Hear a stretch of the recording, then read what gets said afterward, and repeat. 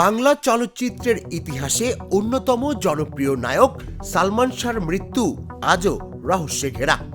১৯৯৬ সালের ৬ সেপ্টেম্বর রাজধানীর নিউ ইস্কাটনের নিজ বাসা থেকে তাকে অচেতন অবস্থায় উদ্ধার করা হয়।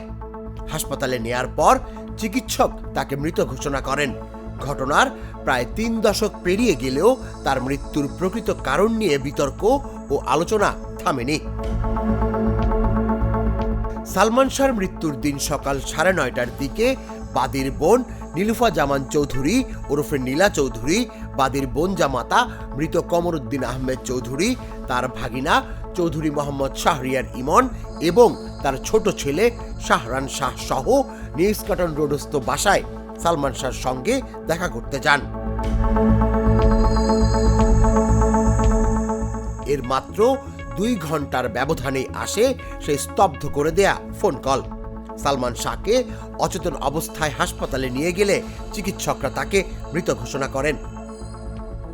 পরবর্তীতে ময়নাতদন্ত শেষে সিলেটে তাকে দাফন করা হয়। ওই সময় রমনা থানায় একটি অপমৃত্যুর মামলা দায়ের করা হয়েছিল।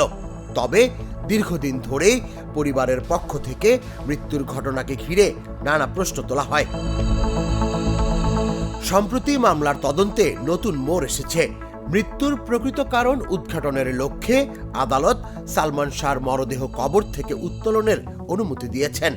আদালতের নির্দেশনা অনুযায়ী নির্বাহী ম্যাজিস্ট্রেটের উপস্থিতিতে মরদেহ উত্তোলন করে সুরতহাল প্রতিবেদন প্রস্তুত এবং পুনরায় ময়নাতদন্ত করা হবে। তদন্ত সংশ্লিষ্টদের মতে নতুন এই প্রক্রিয়া দীর্ঘদিনের বিতর্কিত এই ঘটনাটির কিছু গুরুত্বপূর্ণ প্রশ্নের উত্তর দিতে পারে। ফলে ৩০ বছর ধরে আলোচিত সালমান শাহর মৃত্যু রহস্য উন্মোচনের প্রত্যাশা আবারও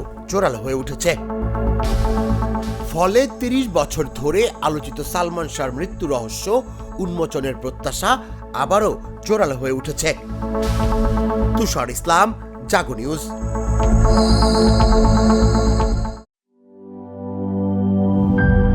RFL SWR পাইপি মাপে যা বলে তাই দেয়। RFL SWR Pipe and Fittings।